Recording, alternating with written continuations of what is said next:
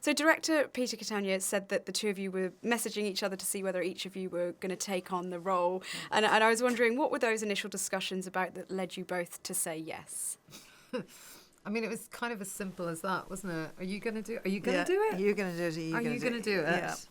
Yeah. And then how to make it ours. How to make it. What we can each of us, what we can bring to the story, and they were really collaborative. So we came into, I don't know, 2 or 3 sort of writers' meetings. Yeah, with Rachel, with Rachel and with Peter and the producers, and just sort of going through it, because I think we both knew that there was something about it that we really liked. We just were like, how can we kind of... Yeah, the story, we really loved. Well, I certainly loved the story, and I thought that this is a really great opportunity to sort of show some love. And I've been in need of doing that, because I've done so many sort of really, really sad things. Although I hear people weep, and I thought I was doing something that was going to make people smile and be happy. So I seem to have failed miserably. That's feel good, right? It has to make you feel bad in order to then make you feel good. So that's... Okay, good. All right, I'll believe that. That's the magic. And Kristin, how aware were you of the Military Wives choir and the incredible group of women that they are? I mean, apart from, I think, as much as anyone, really. I mean, I knew that they'd had a huge hit a few years back, and there'd been, a series of films made about them, and I think it's a great opportunity to fictionalise that story. But that I didn't really know anything more than anyone else. Yeah, I somehow, because I must live under a rock, didn't know about the documentary series. But yeah, I sort of dived into it. And again, it did feel like it was a story crying out to be fictionalised, And how important do you think it is for audiences to see these very real women, but also the other side of war? Well, I mean, I think it's really important because, first of all, the woman's perspective is never, ever shown in any film that has ever been made about war. I mean, generally. And if it is, it's told in tiny little, bite-size amounts. So it was, it's an unusual thing, I think, to sort of see that other side of it and hear it from that perspective. Yeah, hopefully it will make people watching the film aware of the dedication it takes and the sacrifice that it is for families of people who are in the services. Personally, I have a connection with the services simply because I was brought up in a naval family, but I think people underestimate the sort of the wide stretch of the effect of engagement of war. I think people underestimate that, and I think this is a really great way of highlighting it. Absolutely. And through your research, you talked to a lot of military wives. Was there any sort of story or particular anecdote that really stood out for you and stayed with you? Oh gosh. I don't know. I mean, we were filming on actual army bases as well, and filming in their houses. And there was a family whose house we were using as a sort of, this is where you get changed, this is where you have a little break and stuff. And it wasn't so much a story. It's just that she had 2 teenage girls whose story kind of reflected the story that my character Lisa was all about, how difficult it is to have a normal sort of teenage life, and when you're moving all the time, when you're under a great deal of when the parents' sort of dad or mum's job comes first, and that is the thing that decides everything that the family does. I think moving around is very, very difficult, only spending a couple of years in each place. I think that's very difficult for kids. It's very difficult for families to be uprooted and then resettle. it just highlights all the things that we forget about as in the general public. Yeah, or don't even think about, or don't have any knowledge of at all. Absolutely, and take for granted.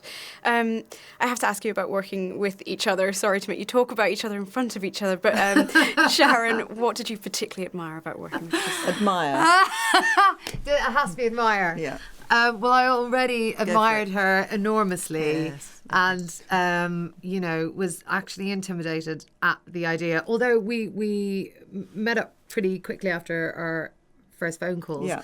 And we went for some something to eat, and we ended up spending the whole time not actually talking about the film, but like really to this mad sort of dive into really personal stuff really quickly. So I was like immediately like, right, I like that. It's a bit like going to the dentist, isn't it? Yeah. Open up, let's have a look. Yeah. It's like vomit out everything. But I mean, so yeah, I think just the fact that she's so brilliant at what she does, but she's just such a really good laugh as well. And I think doing something like this, we had not a huge amount of time to do it, and it was very hardcore. It was very like, we never had a lunch break. We were like shooting through continuous days every day. With a lot of people on the set, a lot of us. Just someone you can roll your eyes at, and who you know is just going to roll her eyes She's back. very good at eye rolling. I mean, I watched Catastrophe in a sort of just gorged on it and absolutely loved it. But not living in England so much, I wasn't completely aware of who Sharon was. But when I discovered it, was like, oh, this woman is brilliant. So there we are. So it was mutual admiration from the beginning, Right. which is always useful. It was better than the other way around. Oh isn't God, it? that would be terrible. That would have been bad. And I'm very jealous of her hair. Oh, really? Yes. Me too. I'm glad you said it. Every morning is my hairdresser like, why can't I have hair like Sharon? I was really jealous of your wig, because all you had to do was get it like I know, this plopped is on. true, yeah. And I had to sit there and get hair dried to within an inch of my life every day. The struggles. And so 42 women on set, I believe. Not often we see that many women in a film. What for you are the key differences and benefits of so many women working on a film? I couldn't really tell the difference, to tell you the truth. It was just extremely. I don't think that makes a difference. I think what makes a difference is who those women are, and this was a group of really fantastic people who I miss, actually. I know. Don't you? Yeah. Anyway, Yeah. We had this sort of feeling that, like you do when you finished anything you kind of enjoyed, is like, we're staying in touch. But, life kind of gets in the way, and work and living in different places. But yeah, they were a fantastic bunch of women to hang around with. And some of them sort of professional actors, others weren't. Some of them were singers. Some of them were just beginning. Others were really experienced actors. Some had done a lot of theatre, others not. It's a huge, great mixture of people. And the casting was brilliant because we were all so different. And yet we really bonded around this subject matter, and bonded around our singing, whether we were able to or not sing was a great thing. It was bonding like thing. Part of the joy of it was singing together, and the fact that you kind of all had to rely on each other, because it's going to sound better if you're all singing together. And it just I'm really glad that it comes across in the film, because that's kind of how it felt on set, just kind of learning this thing and knowing on your own you wouldn't be great. Yeah, on your own you were rubbish, but together it really, not you. No, I know. I am. But and when the joy of when it sounds good, and when you get it right, we just turn around each other and grin. And I think that is something that existed really as we were making the film, and it comes across very well in the film. And I think that's one of the things that makes it such a feel-good film, is because that joy is infectious. And Peter's big thing was that we didn't practice too much. So we weren't too good, yeah. Yeah, but also I think to help that thing, that feeling of sort of learning it as we're doing it, and of course, like we did have to, do a bit at the beginning because you had to sort of learn the main songs But we didn't do any of the things we learned.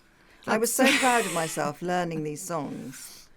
Yeah. That I find quite difficult to sing. Well, singing is not my forte. I was so proud of myself to learn really basic keyboard, like really basic. Every night I had to go home and learn like one or two really basic. And then I would be delighted with myself. And I'd turn up and say, we do a little rehearsal. And I'd be like, listen to me, I'm playing a keyboard. And then we would go to film it and everything went, because, I genuinely didn't have a clue. I was learning it off by heart like this. And in the end, I had to not all the time, but oftentimes kind of mime it because it sounded so bad that it would just sort of be putting people off. Amazing. And for our regional radio stations we send this out to, I wanted to ask you about filming up in Yorkshire and what do you love about filming in that gorgeous part of the country?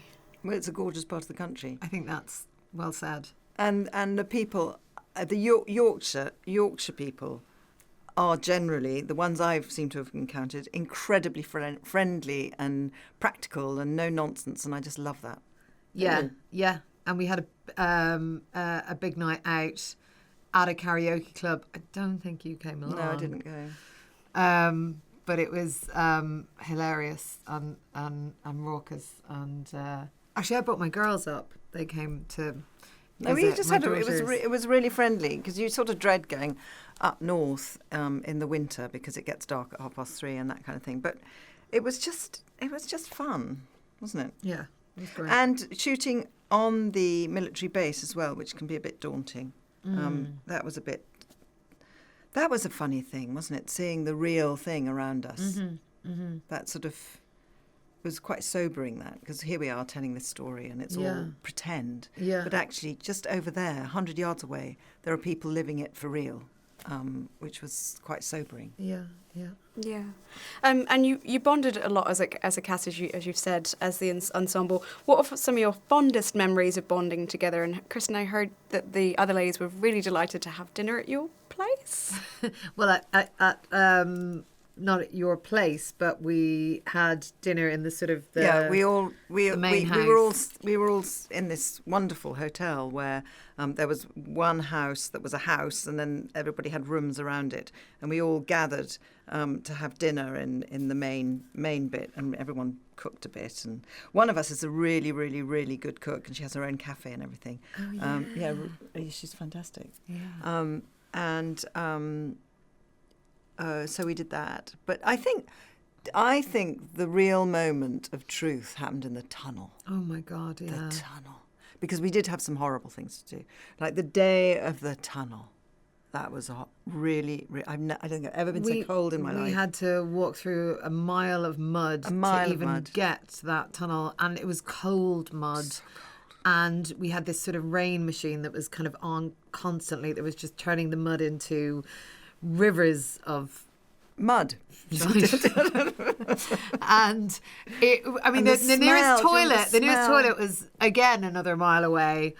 And by the end, I think that perhaps is one of the differences. Yes. Of making a film with a lot of women and a lot of men. Yeah. Well, in the end, we had to tell them that we'd all sort of come on our periods at the same time. So that they had to give us proper time to get to this bathroom that was like a mile away. But yeah. In a bog. Yeah, in a bog. But, it's one of my favourite scenes in the film. It just works really, really well. Even though we were really cold, we were miserable, sitting in mud. We were all miserable during that thing. If we hadn't had such a great cast. Luckily, and we Jason had Flemyng. Jason Flemyng. Him. He was like our girly cheerleader, wasn't he? Yes, he was the best. He kept our spirits up. Ladies and gentlemen, you're watching Hey You Guys! Hey You Guys, huh? Hey You Guys. Is that from the Goonies? It is indeed, yes. Nice. Hey